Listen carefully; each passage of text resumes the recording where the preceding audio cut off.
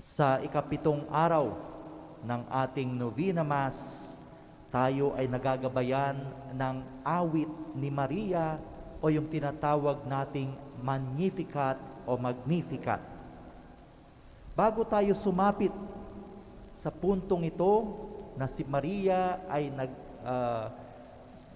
sa kanyang kagalakan, ay nagbigay ng awit sa kanya, kasama si Elizabeth, tignan natin kung ano yung mga kaganapan bago ito at mga kaganapan sa history ng Israel at ng buong mga tao. Matagal na naghihintay ng Mesiyas ang bayang Israel at ang buong sangkatauhan. Bakit tayo naghihintay ng Mesiyas? Kasi mula't noon pa, ang katauhan, ang sangkatauhan ay nasadlak sa kasalanan. Dahil sa kasalanan, naranasan natin ang magdusa, naranasan natin ang tumangis, naranasan natin yung sakit na nagiging imperpekto tayo at minsan o maraming beses para bagang wala tayong magawa.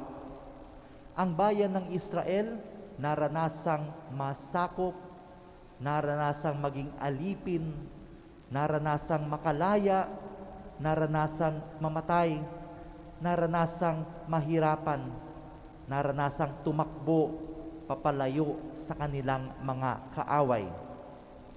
And to look at the history, the brief history of Mary, kasasabi lang sa kanya ng anghel na siya ang magdadala ng sanggol mula sa taas sa kanyang sinapupunan. Kailangan niyang sabihin ito kay San Jose. Hindi niya lubos maipapaliwanag kasi ngayon lamang mangyayari na ang Birhen magkakaroon ng anak ng Diyos sa kanyang sinapupunan. Muntik na siyang i-divorce secretly ni San Jose. Hindi niya alam kung ano ang sasabihin ng kanyang mga kamag-anak. Maliban dyan, kinailangan niyang pumunta kay Elizabeth.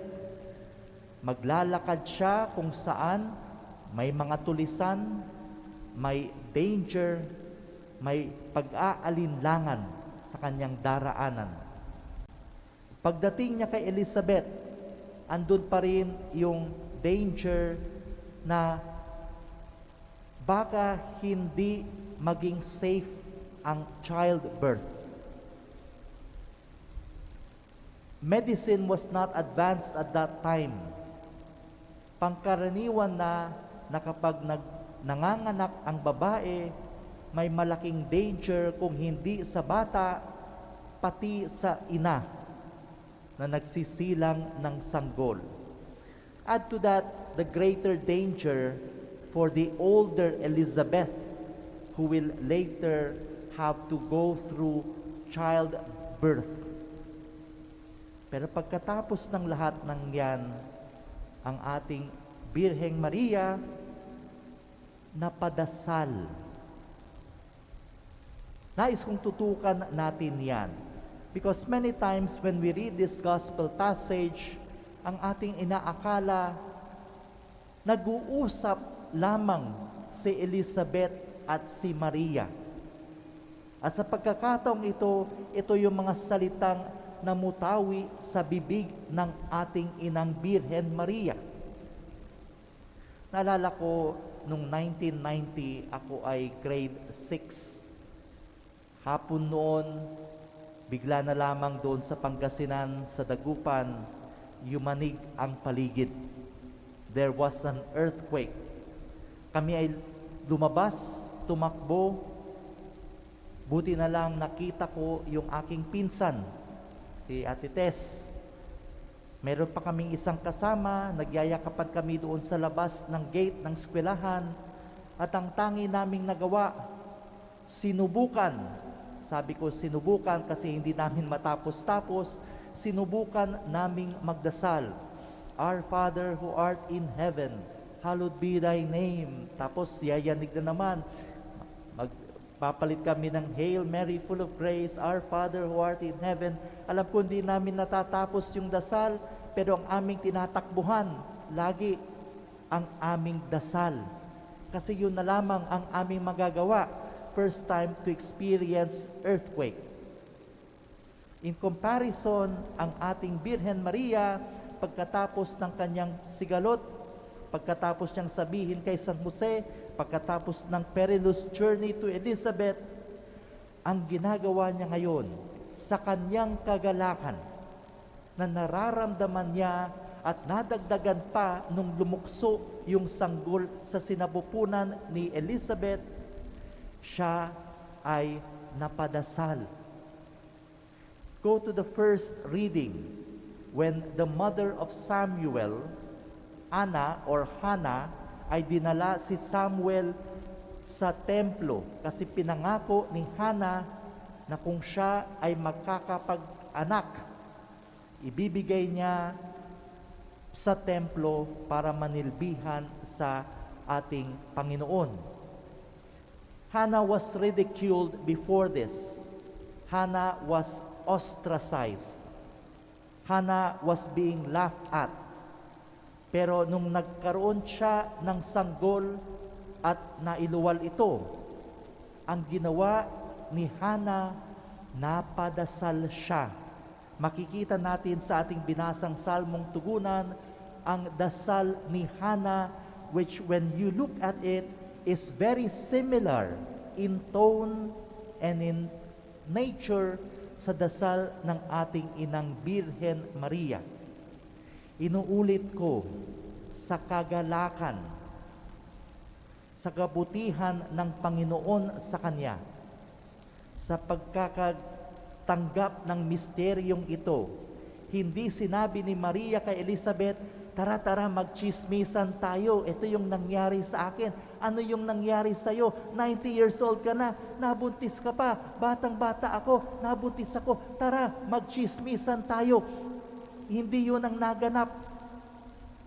Hindi rin sinabi ni Maria, ay pagod na pagod ako, ang haba ng nilakbay ko. Ano bang makakain dyan? Tara, magluto tayo. Okay? May dala kong ganito, may dala kang ganyan. Magluto tayo. There are a lot of practical things to be done. Mas maraming chismis ang pwedeng pag-usapan.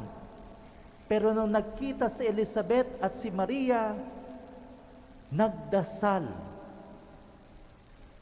Nagdasal ang ating inang Birhen Maria sa paghahanda ng nalalapit na Kapaskuhan.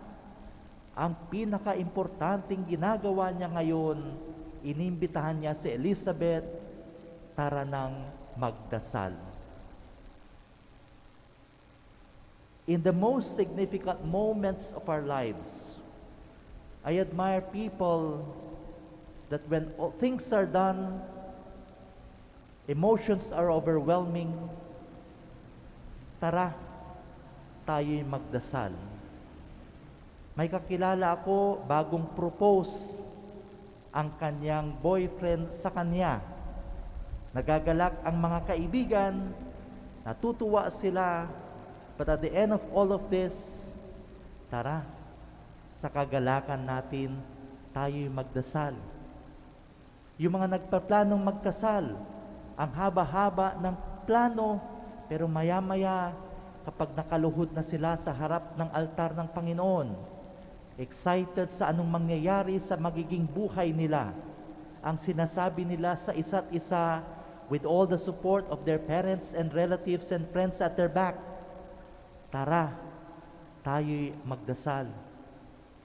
Kung may hinaharap tayong trahedya, kung meron tayong pag-aalinlangan, kung may problema tayo, kung tayo'y namatayan, when people gather and they do not have all the answers, ang sasabihin nila, ang sandigan nila, ang protection nila, yung paghingi ng suporta at sasabihin nila sa isa't isa, tara, tayo'y magdasal. Mga kapatid, 2 days before Christmas, and we have prepared a lot and we know we have a lot of things yet for practical preparation. Ngunit ang magandang sinasabi sa atin ng ating Inang Birhen ngayon, sa lahat ng ating katanungan, sa lahat ng ating pinagdaraanan, 10 ng ating mga mahal sa buhay, tara, tayo ay magdasal. Tara, huwag tayong makalimot sa ating Panginoon. Alalahanin natin siya ang nagliligtas sa atin, ipagbunyi natin ang kanyang ginagawa sa ating buhay. Tara, tayo'y magdasal. Marami pang bibilhin, marami pang lulutuin, marami pang regalong babalutin, pero ngayon ang sinasabi sa atin, tara, tayo ay magdasal. At sa pagdarasal, mararamdaman natin kung ano at sino ang ating pinaghahandaan. Mahirap ang buhay, maraming pwedeng isipin, maraming pwedeng problemahin, maraming pwedeng ipagpunyagi. Sa lahat ng ito, ang imbitasyon sa atin, ang ginawa ni Maria, ang ehemplo sa atin, tara, tayo ay magdasal. Magsitayo po tayong lahat.